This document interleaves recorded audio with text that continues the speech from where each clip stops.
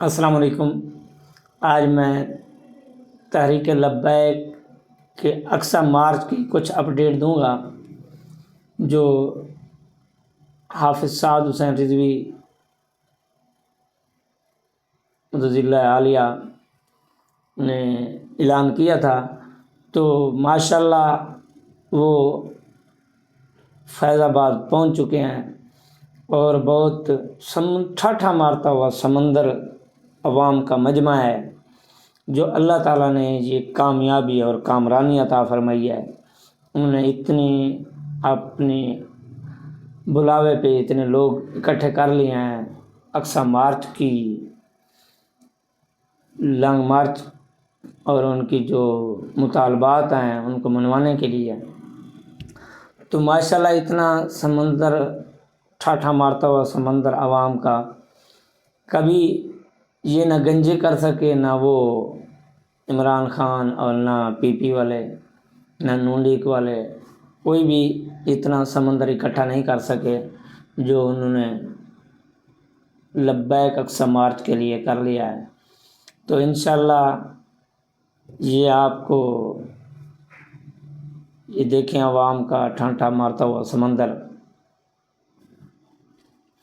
تو اللہ تعالیٰ اب ان کو کامیابی اور کامرانی عطا فرمائے، ان کو فتح عطا فرمائے۔ عوام نے اپنے جذبات کا اظہار کر دیا ہے کہ وہ فلسطین کے ساتھ کھڑے ہیں اور کھڑے رہیں گے۔ تو وہ اللہ کے حضور بھی حاضر ہونے میں شرمندگی نہیں حاصل کریں گے، کیونکہ انہوں نے ادھر اپنی آواز، مالی جانی امداد انہوں نے فلسطین کے حق میں دے دی ہے عوام نے۔ تو انشاءاللہ جو بھائی رہ گئے ہیں وہ بھی ساتھ دیں، ان کو لنگر کا انتظام، ان کی جو امداد کر سکتے ہیں کریں ان کے لیے، کیونکہ کل ہمیں شرمندہ نہ ہونا پڑے آخرت میں کہ ہم بھی کھڑے تھے فلسطین کے حق میں۔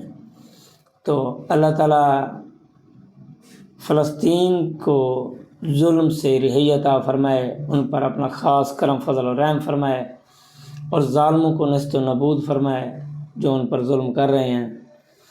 تو ان کے مطالبات ہی جو حضرت حافظ سعد حسین رضوی مدظلہ عالیہ نے مطالبات کا اعلان کیا تھا وہ یہ ہیں کہ پہلے نمبر پر مطالبات یہ ہے کہ اسرائیل کی مصنوعات کا بائیکاٹ کیا جائے اور نیتن یاہو کو دہشت گرد قرار دیا جائے، اور فلسطین کی مالی امداد کی جائے، ان کو ادویات بھی فراہم کی جائیں اور ان کی مالی امداد کی جائے، اور ان کے ساتھ کھڑا ہونا چاہیے، کیوں جو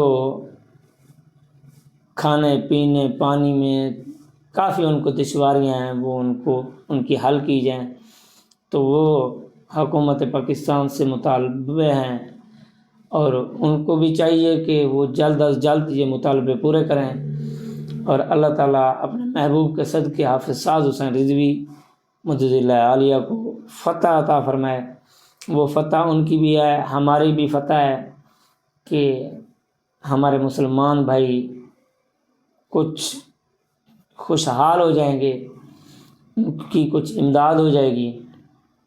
تو اللہ تعالیٰ ہمیں اور آپ کو فلسطین کے حق میں کھڑا ہونے کی توفیق عطا فرمائے۔ اللہ تعالیٰ ہمارے ماں باپ پر اپنا خاص کرم فضل و رحم فرمائے، تمام مسلمانوں کی عزتیں اللہ تعالیٰ محفوظ فرمائے۔ صلی اللہ علیہ وسلم، سیدنا محمد صلی اللہ علیہ وآلہ